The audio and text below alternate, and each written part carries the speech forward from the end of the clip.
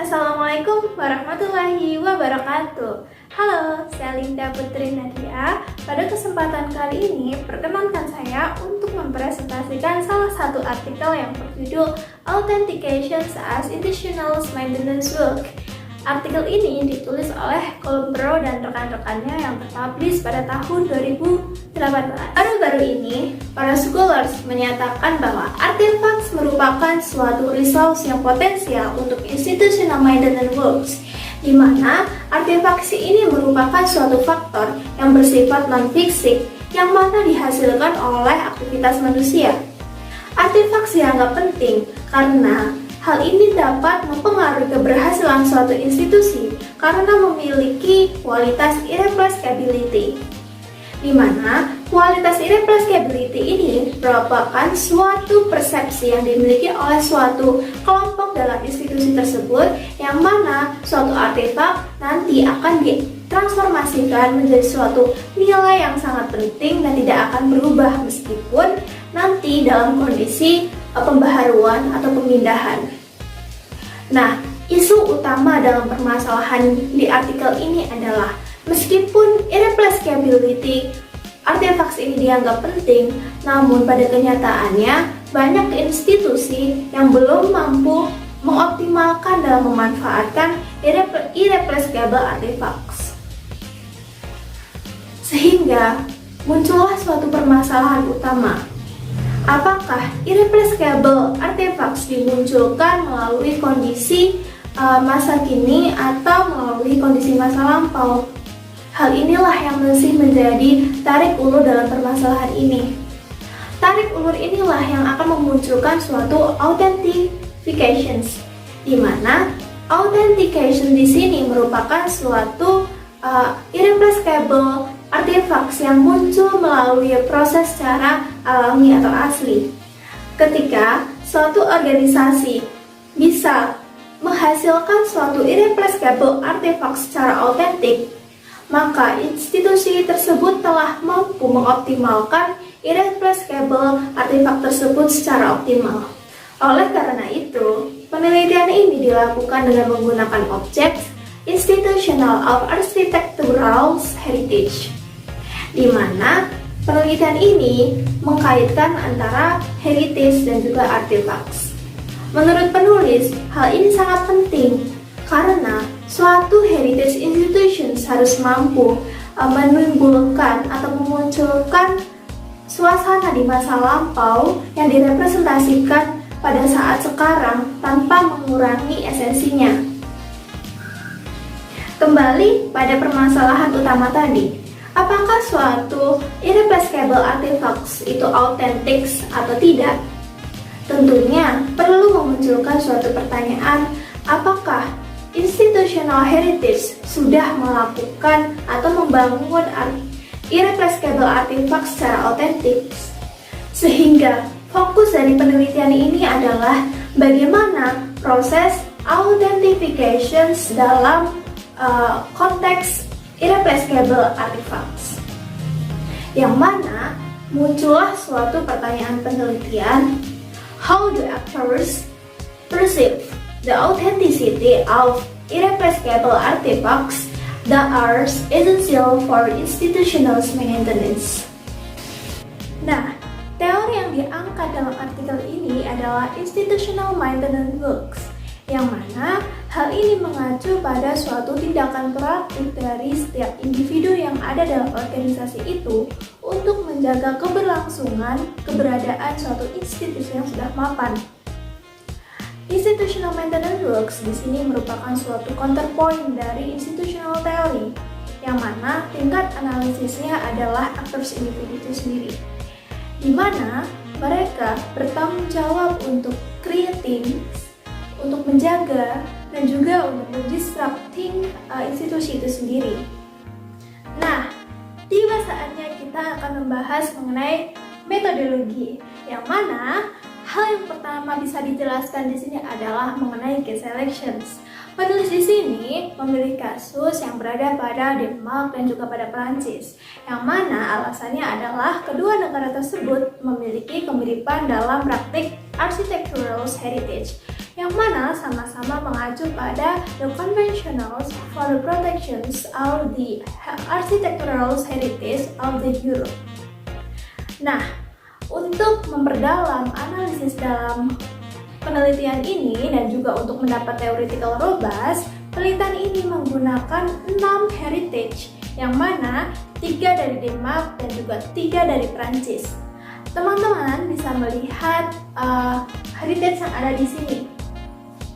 Nah, dari ke-6 heritage yang tertera di sini, semuanya diseleksi karena telah menyesuaikan dan telah melakukan penyesuaian secara kontemporer, yang mana mereka telah melakukan perubahan konseptual dan juga melakukan modifikasi, yang mana dalam pemilihan kasus ini juga mempertimbangkan kasus ekstrim autentikasi.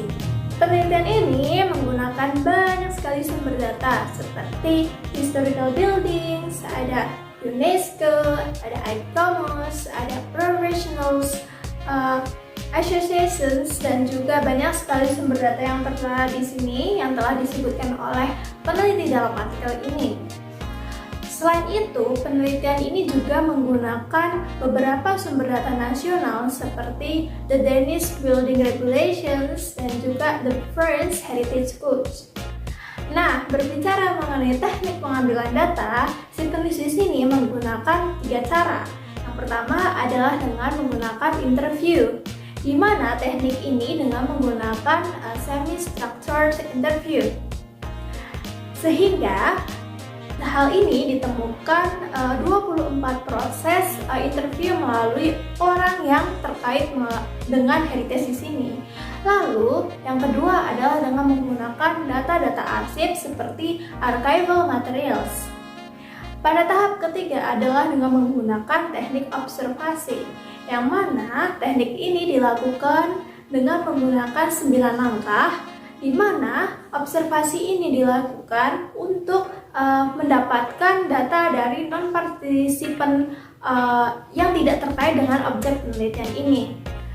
Nah, sekarang bagaimana si penulis menganalisa data dari data-data yang sudah didapatkan?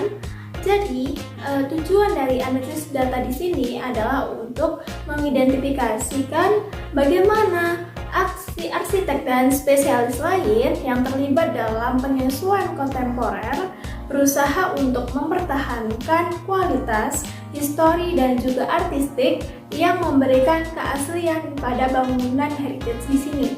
Nah, dalam menganalisis dalam penelitian ini, si penulis mengadopsi teknik yang disebut dengan qualitative coding technique yang mengacu atau mengadopsi teknik dari penelitian sebelumnya, yaitu Corneli dan Gioia pada tahun 2004, yang mana teknik ini terdapat 3 tahap dalam menganalisis data.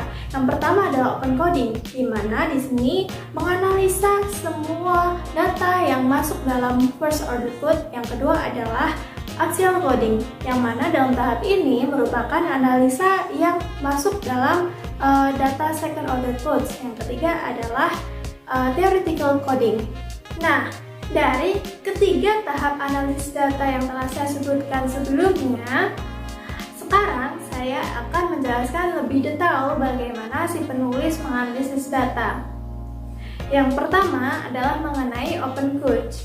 Hal ini merupakan suatu tahap untuk mengelompokkan data yang telah diperoleh dari tahap interview yang kemudian dikategorikan menjadi satu topik tertentu, yang kemudian muncullah atau diperolehlah first order codes yang akan mencerminkan niat dari informan yang terkait dengan heritage tersebut.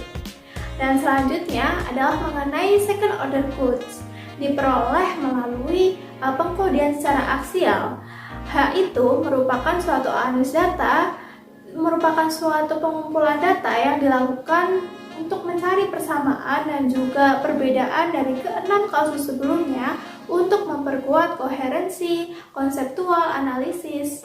Nah, dalam melakukan labeling second order codes, peneliti di sini melakukannya dengan proses iteratif atau dengan proses bolak-balik, yang mana akan melakukan kembali ke first order codes yang akan menghasilkan keaslian konsep teoritis dan menghasilkan 3 dimensi agregat.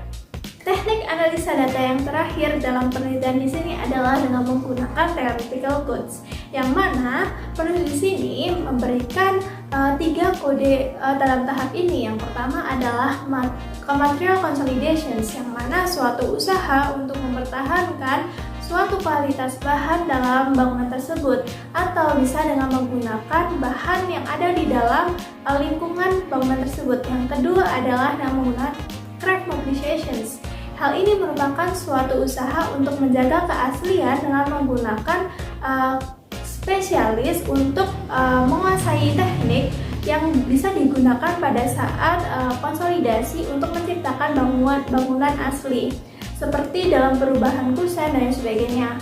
Yang ketiga adalah karakteristik enhancement. Hal ini menjelaskan suatu titik berat pada autentikasi, yang mana bentuk asli tidak dapat direpresentasikan tidak hanya secara material, tapi juga terhadap non-material seperti semangat, juga perasaan. Hal ini direpresentasikan untuk menunjukkan keaslian heritage pada saat melakukan konsolidasi. Nah, tiba saatnya kita akan membahas mengenai hasil dalam penelitian ini, di mana hasil dari penelitian ini bisa diperjelas ketika kita melihat pada bagian yang tertera pada PPT sebelah sini. Yang mana hasil dari penelitian ini terbentuk 3 agregat dimensi yang mengikuti dari theoretical code. Pertama adalah agregat dimensions mengenai materials consolidations. Dimensi ini terbentuk dari hasil second order code, yang mana terdiri dari form and designs, materials and substance, dan juga location and settings. Dari ketiga elemen hasil dari second order codes di sini, ini dihasilkan dari hasil axial codes atas butir-butir dari first order codes. Seperti contohnya, form and design merupakan hasil dari axial codes atas butir first order codes yang menyatakan keeping intact both internal or external buildings structures. Nah, agregat dimension yang kedua adalah dengan craft mobilizations, yang mana hal ini terbentuk dari satu buah second order code yang mana merupakan tradisional and teknik. Hal ini juga terbentuk dari beberapa butir hasil axial coding atas beberapa buah first order code, yaitu seperti using original constructions technique to reproduce to remover materials element, dan juga lain sebagainya. Untuk agregat dimensi yang terakhir adalah characters enhancements, yang mana hal ini terbentuk dari 2 buah hasil dari second order code, yang mana terdiri dari spirit and feelings dan use and functions. Kedua buah ini juga merupakan hasil dari axial codes atas buah-buah dari first order codes, seperti spirit and feeling. Salah satunya dibentuk dengan argumen adding new buildings elements to showers the buildings main features, dan lain sebagainya.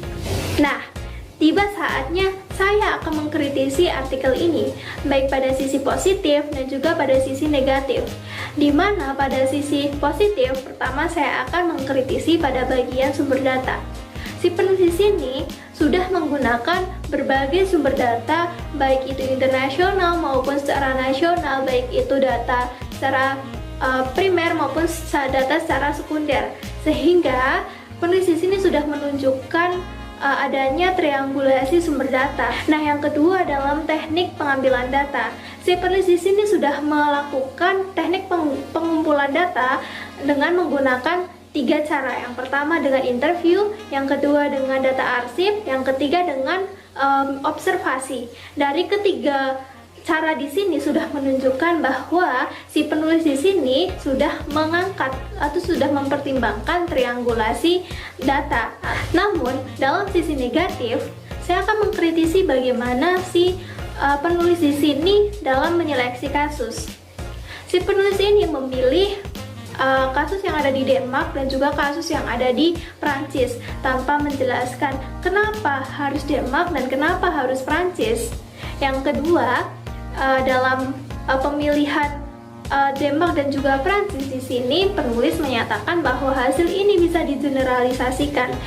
Nah, yang saya kritisi adalah data di sini merupakan data heritage yang ada di negara Eropa. Belum tentu hal ini bisa diterapkan di negara-negara yang masih berkembang seperti di Indonesia dan lain sebagainya.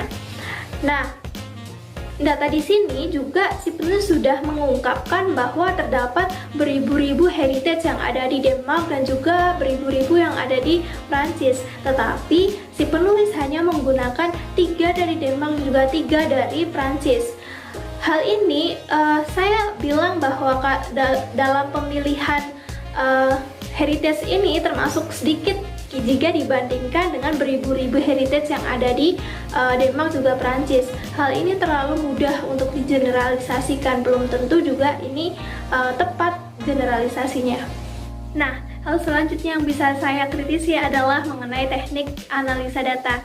Si penulis di sini sudah menganalisa data secara iteratif, baik dari first order ke second order, balik lagi ke first order lagi. Hal ini sudah sesuai dengan kaidah penelitian kualitatif yang disungsung oleh Miles dan Huberman pada tahun 94. Namun, hal negatif lainnya yang saya kritisi adalah penelitian ini tidak membandingkan efek institusi masing-masing dari ketiga bentuk autentikasi tadi. Saran yang bisa saya berikan untuk artikel ini adalah untuk penelitian selanjutnya bisa memeriksa secara sistematis jika memang ada efek dari institusional dari ketiga bentuk autentikasi yang berbeda satu sama lain, dan dalam keadaan mana masing-masing paling efektif. Yang kedua, serta dapat menyelidiki kondisi di mana kombinasi dari 2 atau 3 bentuk autentikasi lebih efektif untuk pemeliharaan kelembagaan daripada bentuk tunggal. Jadi, sekian yang dapat saya sampaikan. Saya akhiri. Wassalamualaikum warahmatullahi wabarakatuh.